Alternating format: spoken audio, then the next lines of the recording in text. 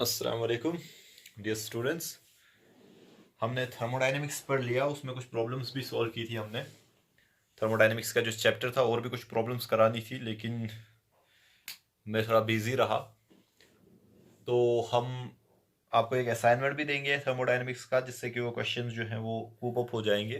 Questions जितने भी हमने करने होंगे वहां से भी कर सकते हैं। हम नेक्स्ट चैप्टर जो है वो स्टार्ट करने वाले हैं, जिसका कि आप बता सकते हो कि ऐसा भी बता सकते हो कि काइनेटिक थ्योरी ऑफ गैसेस, जिसको आप नाम दे सकते हो, जिसको कि आप KTG बताते हो, या फिर जो कि आपके सिलेबस का नाम है इस चैप्टर का, that is behaviour of ideal gas in kinetic theory. इस चैप्टर को हमने पढ़ना है। तो इस चैप्टर ये जो चैप्टर है ये रिलेटेड है, ऑलमोस्ट रिलेटेड है थर्मोडायनेमिक्स और उससे पहले वाले चैप्टर के साथ, वो जो हमने नहीं पढ़ा हुआ है। लेकिन ध्यान दो, ये एक सिंपल सा चैप्टर है और छोटा सा चैप्टर है, जिसको कि हम विद इन अ वीक जो है खत्म कर सकते हैं अगर कंटिन्यू लेक्चर लगे तो ध्यान से देखो इसमें क्या है। सबसे पहले इसका सिलेबस अगर हम देखें कि इसमें हमें कौन कौन सी चीज़ें पढ़नी है, तो मैं लिख देता हूँ ताकि लेक्चर थोड़ा छोटा हो जाए। मैं लिख देता हूँ इसको और फिर हम इसको डिस्कस कर देते हैं। ये चैप्टर का नाम अभी आ गया। ये आपका सिलेबस है इस चैप्टर का। बहुत ही छोटा सा चैप्टर है और हमारा जो चैप्टर है असल में यहाँ से स्टार्ट हो जाता है, लेकिन हमने इंट्रोडक्शन कर दिया ताकि हम इसमें देखें कि आपको पता चलेगा कि ये चैप्टर किसके रिलेटेड है, वो हम इंट्रोडक्शन में देखेंगे। तो हमारे पास introduction, equation of state of a perfect gas, work done on compressing a gas, इसको बता देता हूँ, ये हमने पढ़ लिया हुआ है। Work done on compressing a gas हमने दोनों देखे हैं, work done on the gas and work done by the gas. और वो वर्क डन किसके बराबर होता है हमने थर्मोडायनेमिक्स में पढ़ लिया है, वहां पे हमने डिराइव भी किया था। Work is the product of pressure and change in volume. अगर एक्सपैंड हो रहा है तो final volume is greater than initial volume, तो उसको हमने पॉजिटिव लिया था। और अगर कंप्रेस हो रहा है तो फाइनल वॉल्यूम कम होगा, तो हम बता सकते हैं उसको हम नेगेटिव लेंगे। तो वर्क डन की एक्सप्रेशन हम पढ़ चुके हैं। ये मेन यहाँ पे टॉपिक आ जाएगा। पूरा चैप्टर ये है असल में काइनेटिक थ्योरी ऑफ गैसेस की अजम्पशंस, जो कि ये चैप्टर ज्यादातर आपको जो इसमें चीजें हैं वो केमिस्ट्री में आपको मिलेंगी, लेकिन यहाँ थोड़ा सा डिफरेंट वे में पढ़ना है हमें। कंसेप्ट ऑफ प्रेशर, और ये सबसे इंपॉर्टेंट पूरे चैप्टर की बेस यही बन जाएगी। कंसेप्ट ऑफ प्रेशर बेस तो ये है हमारे पास, और यहां से हम ये चीज जो है डिड्यूस करेंगे और सब कुछ फिर इसी पे डिपेंड करेगा।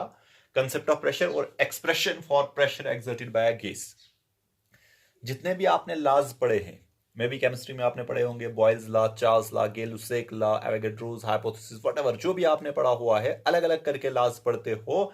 ये एक ऐसी एक्सप्रेशन आपको मिलेगी जिसमें कि वो सभी लॉज छुपे होंगे। तो ये इंपॉर्टेंट है। यहां से वो बाकी लॉज आते हैं। मींस कि ये चीज आपको पता है, आपको पूरी गैस के बारे में पता है कि गैस क्या करेगी। जितने भी लॉज आप जानते हो केमिस्ट्री में अबाउट गैस, जैसे कि मैंने नाम लिया Boyle's law, Charles law, Gay Lussac law आपके पास है, आपके पास एवोगाड्रोस हाइपोथेसिस है। जितने भी लॉज आपके पास आइडियल गैस के लिए हैं, वो इस पर्टिकुलर एक्सप्रेशन जो हम यहाँ पे एक्सप्रेशन डिराइव करेंगे उससे हम डिराइव करते हैं। तो मैंने यहाँ पे लिखा नहीं, ऑल्दो कि हम वो भी करेंगे। मैं आपको बताऊंगा कि कैसे इस एक्सप्रेशन से जो हमारे पास एक्सप्रेशन आ जाएगी, expression of pressure exerted by the gas, यहां से आपके जो लॉज हैं वो कैसे डिड्यूस किए जाएंगे। तो डिडक्शन ऑफ गैस लॉज भी हम कर लेंगे। काइनेटिक इंटरप्रिटेशन ऑफ टेम्परेचर, ये इंपॉर्टेंट है कि आपको टेम्परेचर को समझाना है based on the kinetic interpretation, जिसको मैंने ऐसे ही लिख दिया, kinetic energy and temperature means इनके बीच की रिलेशन क्या है। RMS ये एक इंपॉर्टेंट टर्म है।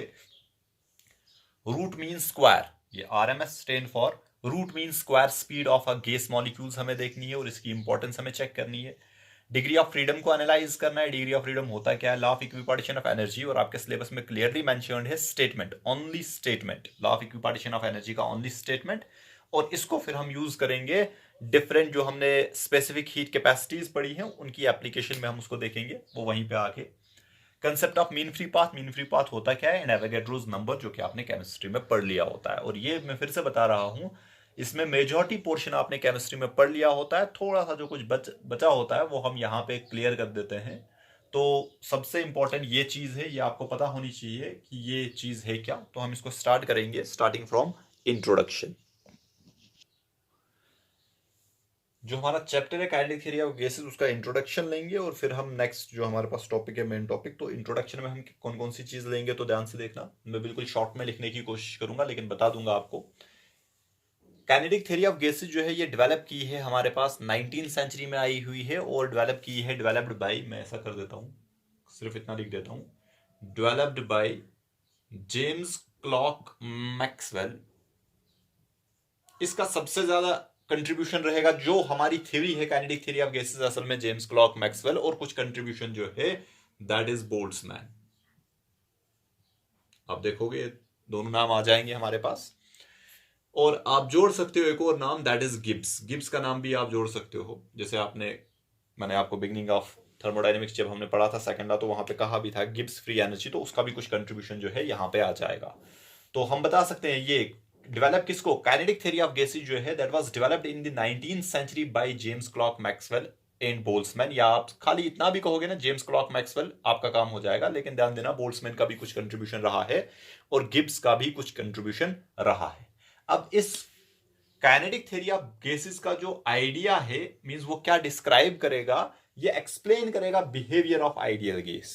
जो दो नाम इसलिए आए, काइनेटिक थ्योरी ऑफ गैसेस जो है वो एक्सप्लेन क्या करेगा, ट्राइज टू एक्सप्लेन, मैं ऐसा लिख सकता हूं, kinetic theory of gases tries to explain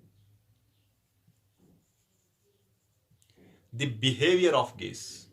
और ट्राई क्या करेगा, सबसे ज्यादा जो एक्सप्लेन करता है बिहेवियर ऑफ गैस को, that is kinetic theory of gases.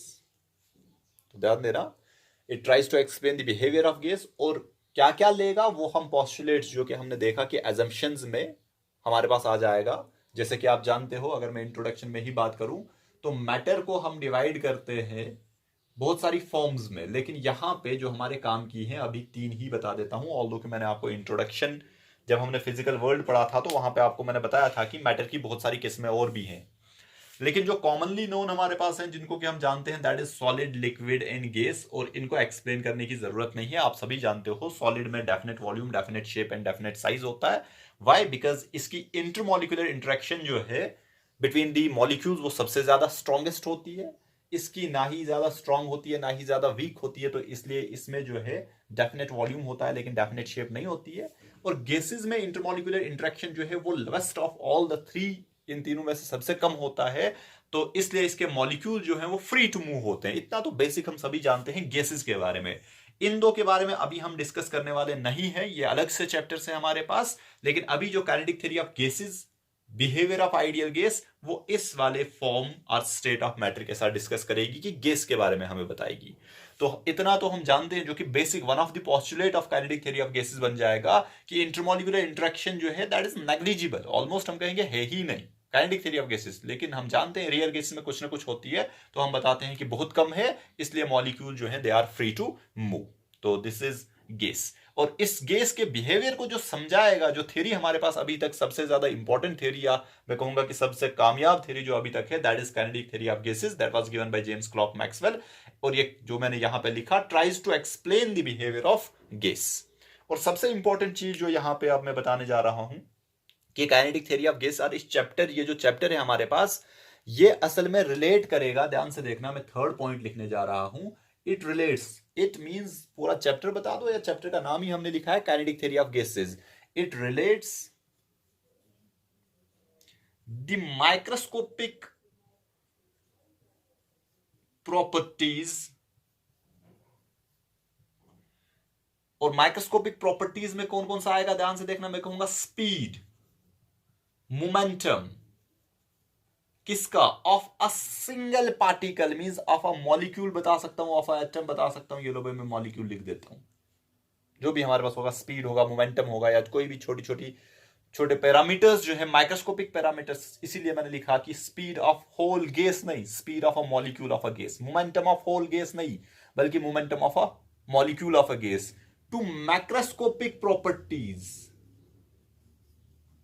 Macroscopic properties हम पढ़ चुके हैं, जो कि बल्क के बारे में बताएंगी। जैसे हमारे पास वॉल्यूम है, वॉल्यूम को जो है हम एक्सप्लेन करेंगे based on the speed, momentum और वॉट एवर जो भी ये चीजें हैं। माइक्रोस्कोपिक मींस जो कॉन्स्टिट्यूएंट पार्टिकल्स होंगे वो आपस में क्या करेंगे, फिर जाके हमारे पास ये आ जाएगा, हमारे पास प्रेशर कैसे आ जाएगा, और हमारे पास टेम्परेचर, प्रेशर, वॉल्यूम, डेंसिटी में बता सकता हूं, हमारे पास डिफ्यूजन जो प्रॉपर्टी है हमारे पास, वो सभी मैक्रोस्कोपिक प्रॉपर्टीज हैं। वो एक मॉलिक्यूल की नहीं होती है, बल्कि एज अ होल गैस की होती है। और वो जो प्रॉपर्टीज है उनको हम समझा सकते हैं based on microscopic properties, means कि जो हमारे पास सिंगल पार्टिकल और मॉलिक्यूल जो बिहेवियर शो करेंगे, मींस जो उनकी प्रॉपर्टीज होगी, जैसे कि speed of a single molecule, momentum of a molecule, उनसे हम इन बड़ी बड़ी प्रॉपर्टीज को, मैक्रोस्कोपिक प्रॉपर्टीज को समझा सकते हैं। और अगर हमारे पास इन दोनों के बीच में किसी चीज ने रिलेशन दिया, that is kinetic theory of gases. तो बहुत ही इंपॉर्टेंट पॉइंट है हमारे पास कि it means kinetic theory of gases relates the microscopic properties to macroscopic properties. Means कि आपको मॉलिक्यूलर इंटरप्रिटेशन देगा, molecular interpretation of properties like pressure, volume, temperature, viscosity, diffusion, जो हमारे पास बहुत सारी प्रॉपर्टीज हैं, उनको समझाएगा based on their constituent particles, जिसको कि हम बताते हैं मॉलिक्यूलर इंटरप्रिटेशन। ये जो मैक्रोस्कोपिक प्रॉपर्टीज हैं, इनकी मॉलिक्यूलर इंटरप्रिटेशन मींस कि मॉलिक्यूलर बिहेवियर से हम इन प्रॉपर्टीज को कैसे समझाएंगे, that is given by kinetic theory of gases. तो simply it relates the microscopic properties to the microscopic properties. Gas किस चीज से बनी हुई है, उसमें मॉलिक्यूल्स होंगे, एटम्स होंगे, वो आपस में क्या करेंगे, उसको लेके हम जो है gas as a whole, gas का वॉल्यूम, प्रेशर, टेम्परेचर, जैसे मैंने कहा विस्कोसिटी, जो हमारे पास डिफ्यूजन है, बहुत सारी प्रॉपर्टीज हैं, उनको हम समझाएंगे based on the interaction between the molecules or constituent particles that is related by this theory known as kinetic theory of gases। ये आपको विद टाइम पता चल जाएगा। तो यहां पे एक और चीज मैं मेंशन करना चाहता हूं कि जो हमारे पास एक मॉलिक्यूलर नेचर ऑफ मैटर आपने पढ़ा होगा केमिस्ट्री में, जॉन डाल्टन की जो है हाइपोथेसिस है, हमारे पास थ्योरी है, जिसको क्या बताते हो, डाल्टन्स एटॉमिक थ्योरी। और वो बहुत ही इंपॉर्टेंट है, और उस आप सभी जानते हो कि वो थ्योरी क्या बताएगी, all things are made up of small fundamental unit, although कि वो अब फंडामेंटल रहा नहीं है, इतना भी आप जानते हो, टर्म्ड एज एटम। मीन सभी चीजें जो हैं वो एक छोटे से पार्टिकल से बनी होती हैं, जिसका नाम हम जो है एटम दे देते हैं एज पर डाल्टन, ठीक है। और वो जो पार्टिकल्स हैं वो एक दूसरे के साथ इंटरेक्ट करते हैं, डिपेंड करेगा उनके इंटर पार्टिकल डिस्टेंस क्या है, मींस एटम टू एटम का डिस्टेंस क्या है, वो अट्रैक्ट भी कर सकते हैं, वो रिपेल भी कर सकते हैं। और सबसे इंपॉर्टेंट जो पोर्शन है, पहला ही पोर्शन है कि सभी चीजें जो हैं वो बनी है made up of small fundamental unit, जो कि डाल्टन ने कहा फंडामेंटल यूनिट, ऑल्दो कि आज हम जानते हैं that's not a fundamental unit, जिसको कि एटम बताते हैं। इसको मैंने यहां पे मेंशन क्यों किया, बिकॉज ये एक ऐसी हाइपोथेसिस है जो कि रिलेट करती है हमारे दोनों वर्ल्ड्स को। ये मैक्रोस्कोपिक वर्ल्ड की ओर भी जाती है और माइक्रोस्कोपिक वर्ल्ड की ओर भी जाती है, ये इन बिटवीन है। और अगर इस जो है आपको डाल्टन्स एटॉमिक थ्योरी की इंपॉर्टेंस को समझना है, तो आप एक सिंपल सा स्टेटमेंट में बता देता हूं, जो कि हमारे पास रिचर्ड फिनमैन जो हमारे पास है, रिनाउंड फिजिस्ट, हमारी सेंचुरी का जो हमारे पास है, मींस लेटेस्ट सेंचुरी का रिनाउंड फिजिस्ट जो है रिचर्ड फाइनमैन, जिसको कि हम फिनमैन बताते हैं, वो बताता है कि अगर पूरी वर्ल्ड जो हमारे पास है, पूरा वर्ल्ड जो है, मींस ह्यूमैनिटी जो है, जिसको कि हम कहेंगे कि पूरी दुनिया जो है वो खत्म हो जाएगी बाय एनी मींस, कोई भी कैटास्ट्रॉफी आ जाए और वो खत्म हो जाए, और मुझे कहा जाएगा, मींस फिनमैन को, रिचर्ड फिनमैन को कहा जाएगा कि आप एंड पूरा नॉलेज जो है वो खत्म हो जाएगा। और रिचर्ड फिनमैन नेक्स्ट जनरेशन को जो आने वाली होगी उसको कहा जाता है कि अगर मुझे कहा जाएगा कि आप कौन सी चीज, कौन सा नॉलेज उन तक पहुंचाओगे, तो वो कहेगा ये जॉन डाल्टन्स, जिसको कि हम बताते हैं डाल्टन्स एटॉमिक थ्योरी में आगे पहुंचाऊंगा। और ये थ्योरी क्या बताती है कि जो हर एक चीज जो है वो एक फंडामेंटल पार्टिकल से बनी हुई है और वो आपस में इंटरेक्ट करते हैं। ये चीज जो है एटम का कंसेप्ट जो हमारे पास है, यही मिलके हमारे पास बड़ी चीजें भी बनाता है, मैक्रोस्कोपिक वर्ल्ड की ओर आ जाता है। और जब एटम की फर्दर हम प्रॉपर्टी चेक करते हैं, मींस एटम खुद किसका बना होता है, तो हम माइक्रोस्कोपिक वर्ल्ड की ओर चले जाते हैं। तो रिचर्ड फिनमैन जो है वो इसको बहुत ज्यादा इंपॉर्टेंस देता है, और आपको इस एग्जांपल से पता चल गया होगा जो मैंने अभी कहा कि फिनमैन को बताया जाता है कि अगर पूरा नॉलेज खत्म हो जाएगा, पूरी वर्ल्ड खत्म हो जाएगी, तो नेक्स्ट जनरेशन पे अगर सिंपल सा स्टेटमेंट कुछ पहुंचाना होगा, सारा का सारा नॉलेज तो खत्म है, अब क्या पहुंचाओगे उन तक, तो वो बताता है कि मैं ये थ्योरी पहुंचाऊंगा, जॉन डाल्टन की थ्योरी जो हमारे पास है, जिसको हम बताते हैं डाल्टन्स एटॉमिक थ्योरी। वाई, उसके पीछे का रीजन मैंने कहा कि ऐसा क्यों, क्योंकि ये एक ऐसी चीज है जिससे हम आगे भी बढ़ सकते हैं और पीछे, आगे पीछे मींस हम मैक्रोस्कोपिक वर्ल्ड की ओर भी जाते हैं और माइक्रोस्कोपिक वर्ल्ड की ओर भी जाते हैं। अगर उनको ये चीज पता चली, जो कि हमें काफी लेट पता चली है जो कि डाल्टन ने कहा है, लेकिन अगर बिगिनिंग में ही ये चीज, इस चीज के बारे में नॉलेज होगा तो हम तेजी से एक्सेल कर सकते हैं बोथ साइड, मैक्रोस्कोपिक वर्ल्ड की ओर भी और माइक्रोस्कोपिक वर्ल्ड की ओर भी। तो ये इसकी इंपॉर्टेंस है और ये हमारे पास काम की चीज है, बिकॉज हम डील करने जा रहे हैं गैसेस के साथ। गैसेस में जो फंडामेंटल पार्टिकल्स, जिनको कि हम कहेंगे यहाँ पे एटम्स एंड मॉलिक्यूल्स, उनका जो है वो कैसे आपस में इंटरेक्ट करेंगे और अकॉर्डिंगली गैस के जो है प्रॉपर्टीज हम एक्सप्लेन कर सकते हैं। तो ये इंट्रोडक्शन की बात थी। अब हम आगे बढ़ेंगे जिसमें कि हमने बिहेवियर ऑफ गैस, या इंट्रोडक्शन में एक और चीज मैं बताऊंगा, ये केमिस्ट्री का पोर्शन रहेगा इंट्रोडक्शन में थोड़ा बहुत। और फिर से मैं इसको रब कर देता हूं बच्चे। ये दो चीजें जो हैं, ये दो लॉज जो हैं, ये गैस के लॉज हैं, और इंडिविजुअली पहले यही लॉज आए हैं और उसके बाद काइनेटिक थ्योरी ऑफ गैस तो काफी लेट आई हुई है। पहले सिंगल सिंगल लॉज हमारे पास आए हैं और भी बहुत सारे लॉज हैं, लेकिन जो मेरे काम की यहाँ पे चीजें इसलिए बता रहा हूँ। आप सभी जानते हो बॉयल्स लॉ क्या बताता है, एक at constant temperature the product of pressure in volume that remains constant for a gas, for an ideal gas की बात कर रहे हैं हम। जब भी बात करेंगे हम जो रियल गैस है उसकी बात नहीं करेंगे, आइडियल गैस की बात करेंगे। रियल गैस का भी बिहेवियर हम बता देंगे। PV is equal to constant means at, क्या बताता है बॉयल्स लॉ, जल्दी से बता देता हूं, ये आपने होप की केमिस्ट्री में पढ़ा होगा। At constant temperature the product of pressure in volume that is constant, या आप ऐसा बता सकते हो the pressure is inversely proportional to volume. This is Boyle's law, ठीक है। इन चार्ल्स लॉ जो है वो हमें बताएगा एट कॉन्स्टेंट प्रेशर, यहाँ पे टेम्परेचर जो है वो कॉन्स्टेंट था और चार्ल्स लॉ में हम प्रेशर को कांस्टेंट मानते हैं। और क्या बताता है, at constant pressure the temperature of a gas is, sorry, volume of a gas is directly proportional to the temperature. Means कि मैं लिख सकता हूं T divided by V that is equal to constant, ठीक है ना। इसी को मैं लिख सकता हूं P1 V1 is equal to P2 V2, जो कि हमने शायद आइसोथर्मल प्रोसेस जब पढ़ा था तो उसकी ये इक्वेशन आ रही थी। और इसको मैं लिख सकता हूं T1 V1 is equal to T2 V2, ठीक है ना। ये चीज आपको पता होनी चाहिए बिकॉज हम इसको यूज करने वाले हैं आगे। तो इसीलिए मैं पहले बता देता हूं कि आपने केमिस्ट्री में पढ़ा होगा।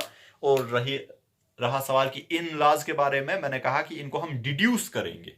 इनको हम डिड्यूस करेंगे जब हम मेन इक्वेशन पढ़ेंगे pressure exerted by the gas, वहां से हम इनको डिड्यूस करेंगे।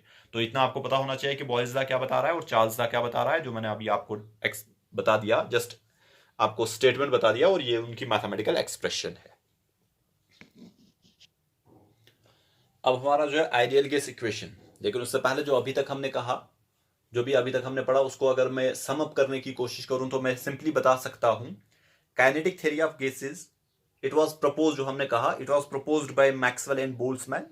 It explains the behaviour of a gas, it gives the microscopic interpretation of microscopic properties.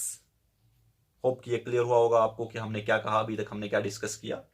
अब जो है हमारे पास आइडियल गैस इक्वेशन। सबसे पहले ये आइडियल गैस होती क्या है, तो मैं बता सकता हूं, एक ऐसी गैस जो कि स्ट्रिक्टली सभी एजम्पशंस, सभी postulates of kinetic theory of gases को फॉलो करेगी, ओबे करेगी, ऐसी गैस को हम आइडियल गैस बताएंगे। अभी हमने पोस्टुलेट्स नहीं पढ़े, लेकिन विद टाइम हम पढ़ेंगे। लेकिन मैं बता रहा हूं, आइडियल गैस की अगर डेफिनेशन देनी होगी तो मैं सिंपली बता सकता हूं, a gas which strictly satisfies or obeys all the basic postulates of kinetic theory of gases is known as ideal gas. And मैं फर्दर अगर इक्वेशन की ओर आए तो मैं बता सकता हूं, an equation that relates the pressure, volume and temperature of an ideal gas at a constant state is known as ideal gas equation. Means an equation that relates pressure, volume and temperature of an ideal gas. और ideal gas अब आपको पता चल गया होगा, अभी हमने discuss नहीं किया, लेकिन मैंने बता दिया कि जो स्ट्रिक्टली जो है सभी पैरामीटर्स ऑफ, और सॉरी, सभी postulates of kinetic theory of gases को ओबे करेगी, that is what we called ideal gas. And अगर हमारे पास एक इक्वेशन होगी जो कि प्रेशर, वॉल्यूम एंड टेम्परेचर को इक्वेट करेगी, तो या रिलेट करेगी आइडियल गैस की, तो हम कहेंगे हमारे पास जो इक्वेशन बनेगी that is ideal gas equation. And what is ideal gas equation? हमारे पास सिंपल सी एक एक्सप्रेशन है, PV divided by T is equal to constant. ये हमारे पास आइडियल गैस इक्वेशन है। इसको हम डिराइव भी कर सकते हैं, डिड्यूस कर सकते हैं। मैं ऐसा बता सकता हूं कि इसको, ये इक्वेशन पहले दिमाग में रखो, PV divided by T is constant, ठीक है। अगर हमें इसकी डेरिवेशन जैसी चाहिए, या मैं कहूंगा कि इसको कोई कहेगा डिराइव कर लो, तो बहुत ही सिंपल सा है। हम क्या करेंगे, हम कहेंगे कि हम एक गैस लेंगे। हम क्या करेंगे, गैस लेंगे, और इनिशियल कंडीशन 1 में हम कहेंगे कि गैस का प्रेशर P1 था, वॉल्यूम V1 था एंड टेम्परेचर जो था वो T1 था। और उस गैस को, जो हमारे पास गैस है, समझ लो यहां पे हमने एक चैम्बर में, हम एक बीकर में जो है गैस लेंगे जिसका pressure P1, V1 and T1 initially. हम इस गैस को कांस्टेंट टेम्परेचर पे, या फिर मैं बता सकता हूं कांस्टेंट प्रेशर पे, जो आपकी मर्जी। चलो भाई, हम कहेंगे number 1 constant pressure, 8 constant pressure. आप इसको चेंज कर लो, इसके वॉल्यूम एंड टेम्परेचर को चेंज कर लो। समझ लो मैं प्रेशर P1 ही रख रहा हूं और इस पिस्टन को ऊपर लूंगा या नीचे लूंगा। जब मैं इस पिस्टन को ऊपर या नीचे लूंगा तो वॉल्यूम बदल जाएगा, लेकिन प्रेशर मैं बता रहा हूं कि कांस्टेंट रखा है। अकॉर्डिंगली हमारे पास जो है टेम्परेचर जो है वो चेंज हो जाएगा। तो मैं बता सकता हूं कि 8 कांस्टेंट प्रेशर, अभी मैंने आपको एक लॉ कहा था, चार्ल्स लॉ, 8 कांस्टेंट प्रेशर। क्या बताता है चार्ल्स लॉ? 8 कांस्टेंट प्रेशर क्या होगा? The ratio of volume and temperature की बात होगी, या टेम्परेचर एंड वॉल्यूम की बात होगी। The ratio of volume and temperature that remains constant. तो अगर मैं कहूंगा बिगिनिंग में वॉल्यूम V1 था एंड टेम्परेचर T1 था, तो कांस्टेंट प्रेशर पे चेंज किया, तो मैं लिख सकता हूं फॉर दैट गैस, जो हमने कहा, मैं लिख सकता हूं V1 डिवाइडेड बाई T1 जो है that is V2 divided by T2। Means हमने गैस की कंडीशन यहां से चेंज कर ली, इधर लाई। दिस इज स्टेट फर्स्ट, हमने स्टेट सेकंड में लाया, लेकिन स्टेट सेकंड में हमने क्या किया? प्रेशर P1 ही रखा, वॉल्यूम जो है उसको V2 कर लो, या फिर ये लो मैं डिराइव करना है कुछ, तो मैं यहां पे कहूंगा कि V एंड टेम्परेचर जो है दैट इज T2। तो मैं लिख सकता हूं बिगिनिंग में V1 divided by T1 is equal to V divided by T2। Okay, no problem, by using Charles law. अब मैं इसको और चेंज करूंगा, ये तो इक्वेशन फर्स्ट नाम दे देते हैं, मैं इसको और चेंज करूंगा। अब क्या करेंगे? अब स्टेट 3 में ले जाएंगे इसको, मींस यहां पे हमने और इसको चेंज किया, पिस्टन को अप डाउन करेंगे। लेकिन अब दिस इज फर्स्ट ए, अब मैं कहूंगा सेकंड। अब क्या करेंगे? अब 8 constant temperature means isothermally, this was isobarically means pressure constant. Now temperature constant means isothermally में इसको चेंज ला रहा हूं। टेम्परेचर हमारा कांस्टेंट रहेगा, जैसे यहां पे T2 था, सेकंड स्टेज से थर्ड में ला रहे हैं, यहां पे T2 टेम्परेचर था, तो यहां पे भी T2 ही रहेगा, लेकिन प्रेशर एंड वॉल्यूम जो है वो बदल जाएगा। तो मैं लिख सकता हूं P1, बिकॉज यहां पे सेकंड स्टेट में भी P1 ही था, इंटू V, यहां पे वॉल्यूम V था, दैट इज इक्वल टू जो यहां पे आएगा pressure, that it be P2, यहां पे P1 था, यहां पे P2 इंटू यहां पे वॉल्यूम जो है V2 लिख देते हैं, V2। ठीक है, अब क्या करेंगे? इस V को यहां से डिड्यूस कर लो फ्रॉम इक्वेशन फर्स्ट। V किसके बराबर होगा? तो मैं लिख सकता हूं P1, V की जगह लिखूंगा V1 divided by T1 into T2। V is equal to V1 divided by T1 into T2, ऐसा ही होगा ना, is equal to P2 V2। अब क्या होगा? T2 को इधर लो तो हमारे पास एक्सप्रेशन बनेगी P1 V1 divided by T1 is equal to P2 V2 divided by T2। This is the expression of ideal gas. Ideal gas equation जो है वो यही है हमारे पास, P1 V1 divided by T1 is equal to P2 V2 divided by T2, जो कि मैंने सिर्फ बता दिया कि कैसे हम इसको डिराइव कर सकते हैं। और मैं इसी चीज को लिख सकता हूं PV divided by T, that is constant. ये इंपॉर्टेंट है, यहां पे मैंने ऐसा क्यों कहा कि ये जो कांस्टेंट है ये हमारे पास इंपॉर्टेंट है। This constant is known as gas constant. इसको क्या नाम दिया जाएगा? Gas constant. And it depends upon the nature and the amount, और मैं ऐसा बताऊंगा अमाउंट ऑफ गैस बता दो और मास ऑफ गैस बता दो। हमारे पास ये जो कांस्टेंट है it depends upon the nature of gas and amount of gas. ठीक है, तो ये आइडियल गैस इक्वेशन थी जिसको कि हमने डिस्कस किया। ये इक्वेशन मेन आपको पता होनी चाहिए, PV divided by T is equal to constant. ठीक है, अभी हम कांस्टेंट को नाम दे रहे हैं गैस कांस्टेंट, और ये इक्वेशन कैसे आएगी आप ऐसे डिराइव कर सकते हो, it's not a big deal. ठीक है, करना क्या है, इनिशियल स्टेट पे ये था, कांस्टेंट प्रेशर से चेंज लाओ, सेकंड स्टेट पे पहुंचाओ, इधर से इधर हमने लाया, तो ये इक्वेशन आ जाएगी हमारे पास। चार्ल्स लॉ लगाएंगे बिकॉज कांस्टेंट प्रेशर, फिर कांस्टेंट टेम्परेचर पे चेंज लाओ तो बॉयल्स लॉ लगा लो, और इन दोनों को मिला लो, इक्वेशन फर्स्ट से V निकाल के इसमें डाल दो, तो आपके पास P1 V1 divide by T1 is equal to P2 V2 divide by T2, ये एक्सप्रेशन आएगी। इसी को मैं लिख सकता हूं that is constant, PV divided by T that is constant, and this is the equation of ideal gas. अगर मैं गैस आइडियल ले रहा हूं, और मैंने आपको कहा कि आइडियल गैस कहने का क्या मतलब, जो कि स्ट्रिक्टली सभी पैरामीटर्स, सभी postulates of kinetic theory of gases को फॉलो करेगी, that is an ideal gas, और वो ये इक्वेशन जो है वो फॉलो करेगी। ठीक है, अब हमने कहा कि ये कांस्टेंट जो यहां पे है दैट इज गैस कांस्टेंट, और ये भी कहा कि it depends upon the nature of a gas and amount of a gas. लेकिन अब ये कांस्टेंट हमारे पास डिफरेंट टाइप्स के हैं, अकॉर्डिंगली हम इसको देखेंगे। पहले कांस्टेंट को हम डिस्कस करेंगे, इंपॉर्टेंट है। हमने आइडियल गैस इक्वेशन देखी और हमारे पास पीवी डिवाइड बाई टी जो है वो कांस्टेंट आया, जिसको कि हमने इस कांस्टेंट को हमने नाम दिया गैस कांस्टेंट, और कहा कि it's value depends upon the nature in mass of a gas. बच्चा अब ध्यान दो, अब डिपेंड करेगा हम अमाउंट ऑफ अ गैस क्या लेंगे, अकॉर्डिंगली हम गैस कांस्टेंट को डिफाइन करेंगे। तो हम यहां पे नंबर 1 यूनिवर्सल गैस कांस्टेंट को डिफाइन करेंगे। गैस कांस्टेंट मैं बता देता हूं। नेक्स्ट हम स्पेसिफिक गैस कांस्टेंट की बात करेंगे।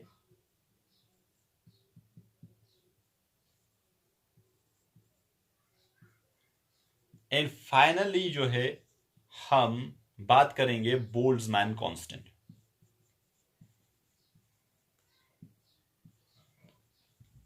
अभी मैंने कहा था कि developed by Maxwell and Boltzmann, आ गया बोल्ट्जमैन का कंट्रीब्यूशन हमारे पास। ठीक है, तो अब ध्यान दो, ये चीज जो है गैस कांस्टेंट आपको डिटेल में जो है केमिस्ट्री में पढ़नी पड़ेगी, वहां पे डिटेल में हम भी यहाँ पे कोशिश करेंगे आपको क्लियर करने की ये चीज है क्या। और हमने कहा कि पीवी डिवाइड बाई टी जो है दैट इज कांस्टेंट, और उसका नाम है गैस कांस्टेंट।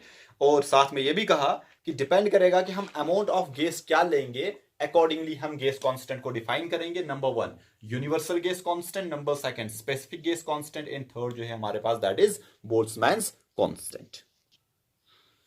तो अगर हम यूनिवर्सल गैस कांस्टेंट की बात करें तो यूनिवर्सल गैस कांस्टेंट को रिप्रेजेंट किया जाता है कैपिटल आर से।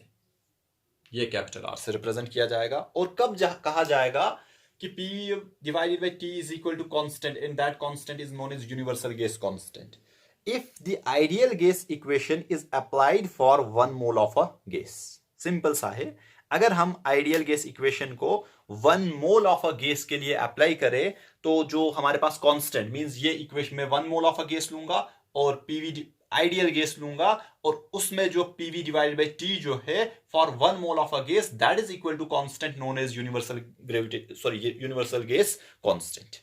ठीक है, लेकिन फिर से बता रहा हूं, यूनिवर्सल गैस कांस्टेंट ये कब हम कहेंगे कि this gas constant is universal gas constant, when the ideal gas equation is applied for 1 mole of a gas, then gas constant is denoted by capital R, जो कि मैंने अभी कहा, and is known as universal gas constant। ये clear है बच्चा? तो मैं सिंपल सा यहाँ पे मैथमेटिकली आपको लिख देता हूं, बिकॉज ये डेफिनेशन आप लिख सकते हो। If number of moles of a gas, जो n number of moles of a gas जो है दैट इज 1 मोल, n में लिख देता हूं 1 मोल, देन तब क्या होगा, then PV divided by T is equal to R। ठीक है ना? अगर मैं अब कहूंगा n moles of a gas, अब मैंने कहा ना कि अगर हमने क्या कहा, mass amount of a gas fix कर दिया। ठीक है, अगर amount of a gas fix कर दिया और फिक्स क्या किया 1 मोल, तो तब पीवी डिवाइड बाई टी जो है एक कांस्टेंट हमने कहा है तो कांस्टेंट होगा, लेकिन यहां पे अगर 1 मोल ऑफ अ गैस लिया है तो that is R known as universal gas constant.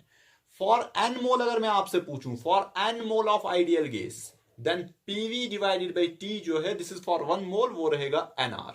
और ये इक्वेशन आप कॉमनली देखते हो, हमने थर्मोडायनेमिक्स में भी देखी, PV divided by T is equal to nr, और PV is equal to nrt। इसी को आप लिख सकते हो PV is equal to nrt, जो कि हम यूज कर रहे थे आइडियल गैस इक्वेशन थर्मोडायनेमिक्स में।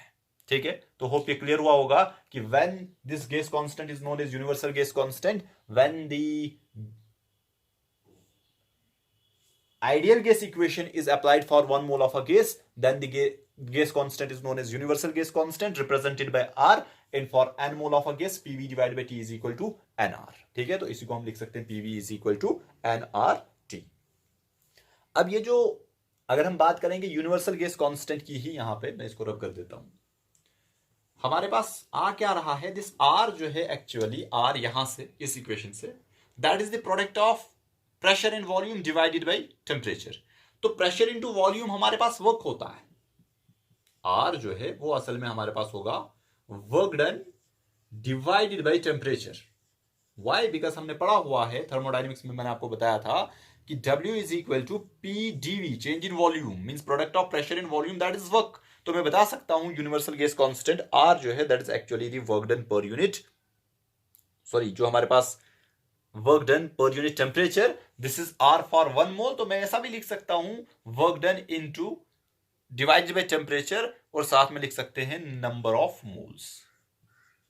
ये लो भाई इस वाली इक्वेशन से, ठीक है। R is equal to PV, यहां से मैं लिख सकता हूं पीवी, इस एन को इधर लाओ, PV n T is equal to R, तो मैं लिख सकता हूं वर्क डन जो यूनिवर्सल गैस कांस्टेंट है that is actually work done per unit mole per unit temperature. तो this is the definition of universal gas constant. अगर कोई कहेगा कि what is universal gas constant, हमारे पास what is universal gas constant, it is the amount of work done per number of moles per unit temperature and take temperature in kelvin. तो अगर इसके unit की बात करें तो इसका यूनिट जो है that is joule per kelvin पर मोल। और मैं बता सकता हूं जूल पर मोल पर केल्विन जो है इसका यूनिट रहेगा। और इसके डायमेंशन आप अब खुद से निकाल सकते हो, ऑल्दो कि हमने पहले भी निकाले हुए थे। आर के डायमेंशन निकाल दो, अब आपके पास डेफिनेशन आ गई, आप निकाल सकते हो। और ध्यान देना इसमें यूज करोगे आप डायमेंशन या ना करोगे आपकी मर्जी, बिकॉज नंबर ऑफ मोल जो है इट्स अ सिंपल नंबर, तो नंबर का हमारे पास डायमेंशन नहीं लेंगे, ठीक है। तो कोई कहेगा कि ये मोल्स है तो मैं अकॉर्डिंगली यूज करूंगा, ओके नो प्रॉब्लम, लेकिन ये हमारे पास नंबर ऑफ मोल्स है तो नंबर का जो हम डायमेंशन नहीं लेते। यहां से आपको सिग्निफिकेंस ऑफ आर भी मिलेगी कि आर हमें क्या बताएगा। आर जो है it signifies work done by, और मैं बता सकता हूं ऑन अ गैस पर मोल पर केल्विन, ऐसा ही है ना। ये हमारे पास आर है बाय डेफिनेशन, जो हमारे पास आ रहा है मैथमेटिकल एक्सप्रेशन आ गई, तो वहीं से हम इसको डिफाइन भी कर रहे हैं। इसका यूनिट मैंने बता दिया, इसके डायमेंशन आप खुद से निकाल सकते हो। और अगर इसकी वैल्यू जो है, इसकी वैल्यू मैं डायरेक्टली बता देता हूं, जो वैल्यू सॉरी आर की वैल्यू जो है दैट इज आर की वैल्यू जो हमारे पास है दैट इज 8.31 जूल्स पर मोल पर केल्विन। और ये कैसे, ये सिंपल सा है, हम जानते हैं आर जो है हमारे पास that is equal to P V divided by T. और ये जो अगर मैं कहूंगा normal temperature and pressure means STP जिसको हम बताते हैं, आर एनटीपी जिसको हम बताएंगे कि प्रेशर एंड टेम्परेचर जो है वो आप कांस्टेंट, सॉरी नॉट कांस्टेंट, हाँ एक कांस्टेंट मान लो जिसको कि हम नॉर्मल प्रेशर एंड टेम्परेचर मानते हैं। दैट इज टेम्परेचर जो है 273 केल्विन एंड प्रेशर जो है 1 atmosphere that is 1.013 into 10 raise to the power -5 newton per metre square में बता सकता हूं। जब हम ये जो है इट इज 10 रेज ज्यादा प्रेशर, टेम्परेचर जो है 273 एंड प्रेशर जो है 1.013 into 10 raise power 5 newton per metre square की जब हम बात करेंगे तो तब जाके हम जानते हैं, अब बच्चे कंफ्यूज हो जाते हैं कि यहाँ पे वॉल्यूम क्या लें। तो हम सभी जानते हैं volume at that particular temperature and pressure for all gases that is constant, जो कि आपने केमिस्ट्री में भी पढ़ा होगा, दैट इज 22.4 लीटर्स। इसको मैं कन्वर्ट कर सकता हूं और मैं लिख सकता हूं 2.2 into 10 raise to the power, इसको इधर लिया तो हमारे पास -3 के करीब ये जो रिजल्ट आ जाएगा, सॉरी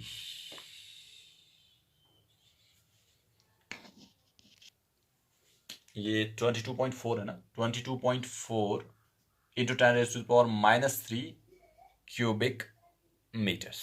बिकॉज हम जानते हैं हमारे पास 1 क्यूबिक मीटर जो है that is 10 raise to the power 3 litres के बराबर होता है। तो 1 लीटर जो है accordingly 10 raise to power -3 cubic metre के बराबर आएगा। तो ये मैंने सभी चीजें जो है आपको ऐसा यूनिट्स में बता दी। जब आप ये वैल्यूज यहां पे पुट करोगे तो आपके पास आर की जो वैल्यू आएगी दैट इज 8.314 और 8.31 जिसको आप हम लिख रहे हैं यहाँ पे जूल पर मोल पर kelvin. This is the universal gas constant.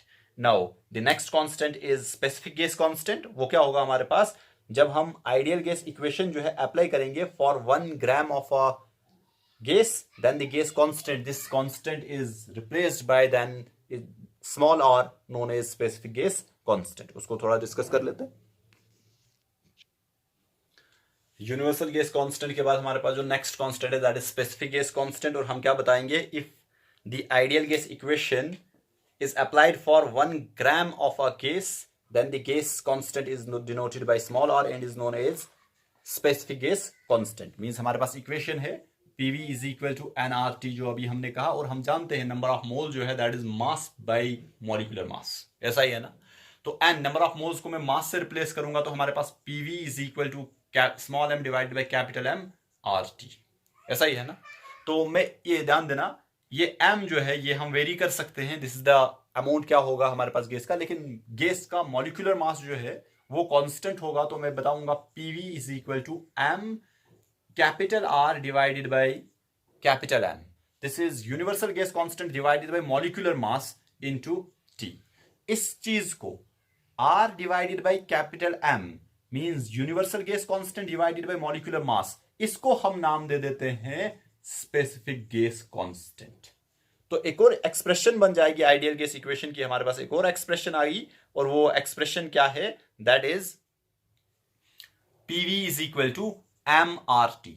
और अगर मैं कहूंगा हम 1 ग्राम ऑफ अ गैस लेंगे तो यही एक्सप्रेशन जो है ये रिड्यूस हो जाएगी PV is equal to R T, where this R is known as specific gas constant. लेकिन ध्यान देना ये जो आर है ये वेरी कर रहा है हमारे पास nature of a gas, because हर गैस का कैपिटल एम जो है ये सेम नहीं होगा, गैस बदल जाएगी, कैपिटल एम बदल जाएगा। तो इसका एक ड्रॉबैक है जो कि पहले में नहीं था, मैंने बताया नहीं, लेकिन आपने देखा होगा कि वहां पे कोई भी नेचर ऑफ गैस का पैरामीटर नहीं आ रहा था। हमने कहा था आर की एक कांस्टेंट वैल्यू है फॉर ऑल गैसेस, आर जो है 8.31 के बराबर आ रहा है, कोई भी गैस का पैरामीटर वहां पे नहीं आ रहा है, मींस कि मास ऑफ अ गैस नहीं आ रहा है, मॉलिक्यूलर मास जो भी हमारे पास है वो नहीं आ रहे हैं। तो जो कैपिटल आर है that is independent of nature, लेकिन ये जो small r specific gas constant है it depends upon the nature of a gas.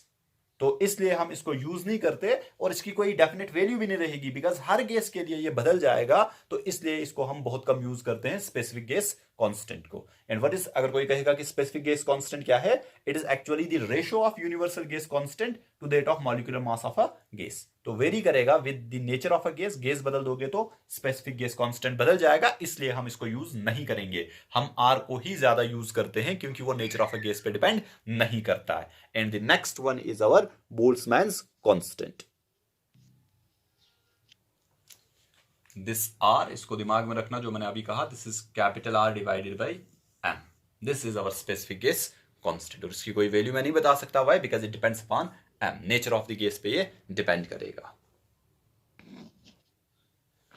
जो नेक्स्ट गैस कांस्टेंट है दैट इज बोल्ट्जमैन्स कांस्टेंट, जिसको हम केबी से रिप्रेजेंट करते हैं। और हम कब कहेंगे गैस कांस्टेंट को Boltzmann constant, if the ideal gas equation is applied for one molecule of a gas। देखो यहाँ पे one molecule की बात हो रही है, one molecule, जो मैंने कहा था कि constituent particles की बात होगी kinetic theory of gases में, तो बोल्ट्जमैन भी वही बता रहा है हमारे पास, if the ideal gas equation is applied for one molecule। अब हम गैस एज अ होल नहीं बल्कि एक मॉलिक्यूल की बात करेंगे, one molecule of a gas, then the gas constant is denoted by Kb। अब क्या होगा, हम जानते हैं Pv is equal to nRT, और this n is number of moles। A number of moles किसके बराबर होता है, number of particles divided by Avogadro's number. ये आपने केमिस्ट्री में पढ़ा होगा। And Avogadro's number is nothing but it is 6.022 और 23 जिसको आप बताते हो into 10 raised to the power 23 molecules. Means हमारे पास 1 मोल ऑफ अ गैस, ये आपने पढ़ा होगा, 1 मोल में नंबर ऑफ मॉलिक्यूल्स क्या होंगे, जो हमने डेफिनेशन ऑफ 1 मोल भी पढ़ा था जब हम यूनिट्स, मेजरमेंट्स एंड डायमेंशंस पढ़ रहे थे, कि 1 मोल हमारे पास इक्वल होता है 6.023 R22 into 10 raised to the power 23 constituent particles. और यहां पे मैं बता देता हूं, लेट इट बी मॉलिक्यूल्स हो सकते हैं, मॉलिक्यूल्स की बात करेंगे, इतने मॉलिक्यूल जो है वो कंस्टिट्यूट करेंगे 1 मोल को। अब number of moles, total number of constituent particles क्या होंगे, divided by this number is what we called Avogadro's number, divided by Avogadro's number. तो मैं इस इक्वेशन में जो हमारे पास PV is equal to nRT जो है हमारे पास, that is PV is equal to n divided by NaRT, n को मैंने रिप्लेस कर दिया। अगर मैं कहूंगा if R for n number of particle जो है that is 1 molecule n is equal to 1 molecule, तब मैं बता रहा हूं कि जो गैस कांस्टेंट है वो कहलाएगा बोल्ट्जमैन्स कांस्टेंट। मींस PV जो है वो आएगा R divided by Na into T। This R divided by Na is known as Boltzmann's constant. It is represented by Kb। And ध्यान दो बच्चा, ये R जो है हमारे पास universal gas constant, nature of the gas पे डिपेंड नहीं कर रहा है, ठीक है। And Na it is Avogadro's number, ये भी एक कांस्टेंट है।